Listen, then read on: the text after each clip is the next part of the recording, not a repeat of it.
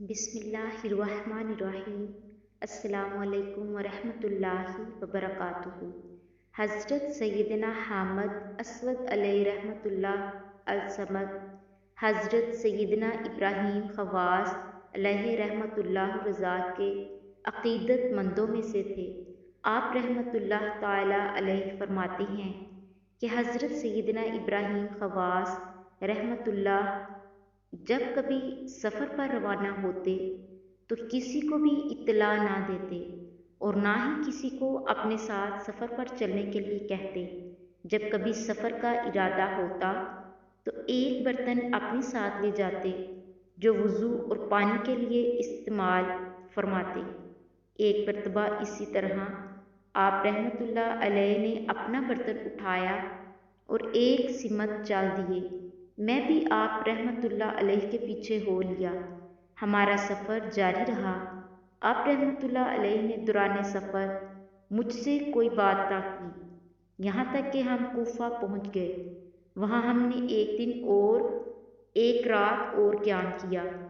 پھر آپ رحمۃ اللہ علیہ قادسیہ کی طرف روانہ ہوئے۔ جب ہم قادسیہ پہنچے تو آپ رحمۃ اللہ علیہ میری طرف متوجہ ہو کر پوچھنے لگے، اے حامد، تم یہاں کیسے آئے؟ میں نے عرض کی، حضور، میں آپ رحمۃ اللہ علیہ کے ساتھ ساتھ ہی سفر کرتا آ رہا ہوں۔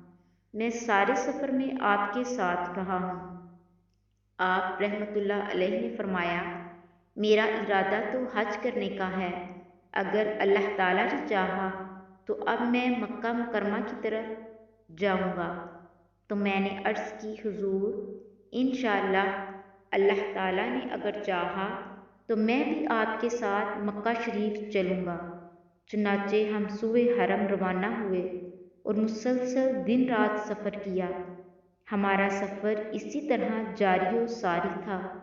مکہ مکرمہ قریب سے قریب تر ہوتا جا رہا تھا۔ اچانک ہمیں راستے میں ایک نوجوان ملا۔ وہ بھی ہمارے ساتھ ساتھ چلنے لگا۔ وہ ہمارے ساتھ ایک دن اور ایک رات سفر کرتا رہا، لیکن راستے میں اس نے ایک بھی نماز نہ پڑھی۔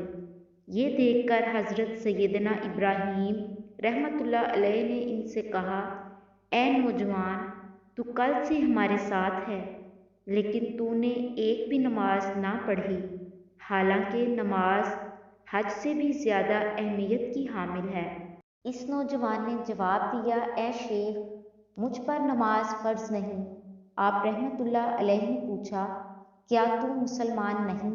اس نے جواب دیا، نہیں، بلکہ میں نصرانی ہوں، اور میں اس جنگل بیابان میں یہ دیکھنے آیا ہوں کہ میں توکل میں کتنا کامل ہوں اور مجھے میرے پروردگار عز و جل پر کتنا بھروسہ ہے، کیونکہ میرا نفس مجھ سے کہتا ہے کہ تو توکل میں بہت کامل ہے، لیکن میں نے نفس کی بات پر یقین نہ کیا اور یہ تہیہ کر لیا کہ اپنے آپ کو آزماؤں گا اور کسی ایسی جگہ جاؤں گا جہاں میرے اور میرے رب عز و جل کے سوا کوئی نہ ہو، پھر وہاں دیکھوں گا کہ میرے اندر کتنا توکل ہے۔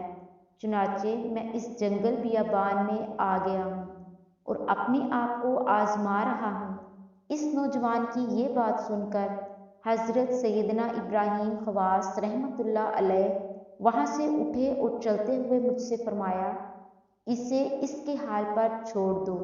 نوجوان بھی ہمارے ساتھ ہی چلنے لگا۔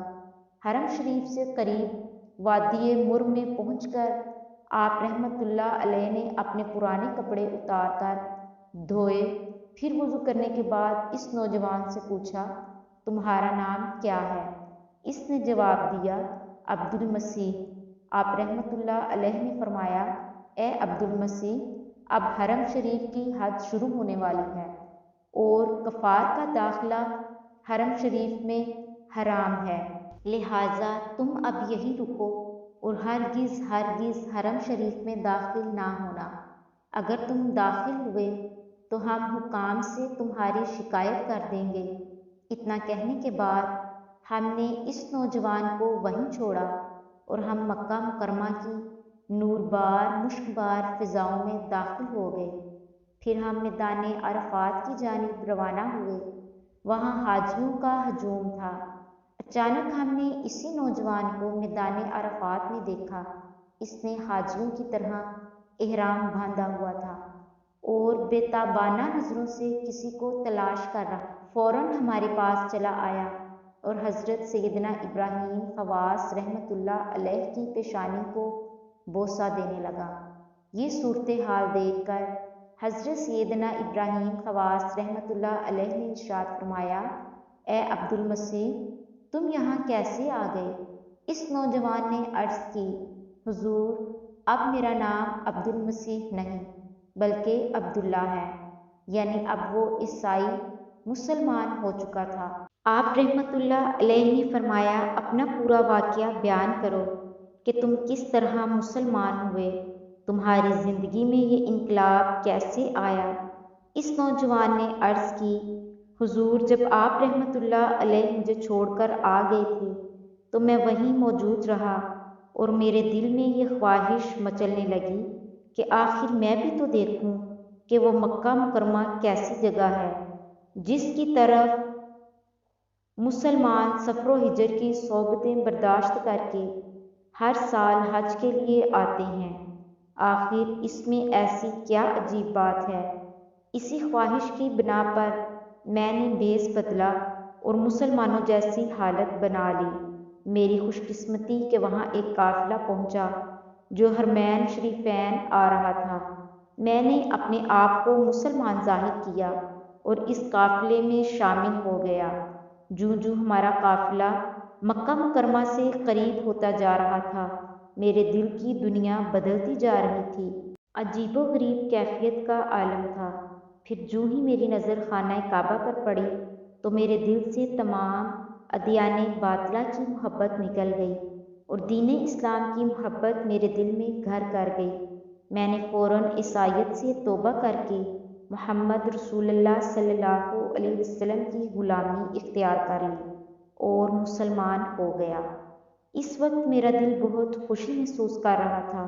قبول اسلام کے بعد میں نے غسل کیا، احرام باندھا اور دعا کی، اے اللہ تعالیٰ، آج میری ملاقات حضرت سیدنا ابراہیم خواص رحمۃ اللہ علیہ سے ہو جائے۔ بارگاہ خداوندی میں میری دعا قبول ہوئی اور میں اب آپ رحمۃ اللہ علیہ کی خدمت میں حاضر ہوں۔ حضرت سیدنا ابراہیم خواص رحمۃ اللہ علیہ بہت خوش ہوئے، اسے خوب شفقتوں اور محبتوں سے نوازا، پھر ہماری طرف متوجہ ہوئے اور فرمایا، اے حامد، دیکھ لو سچائی میں کتنی برکت ہے۔ اس نوجوان کو حق کی تلاش تھی اور یہ اپنی طلب میں سچا تھا، لہٰذا اسے حق مل گیا، یعنی یہ اسلام کی دولت سے مالا مال ہو گیا۔ پھر وہ نوجوان ہمارے ساتھ ہی رہنے لگا اور بہت بلند مرتبہ حاصل کیا۔ بالآخر وہ دار فنا سے دار بقا کی طرف روانہ ہو گیا۔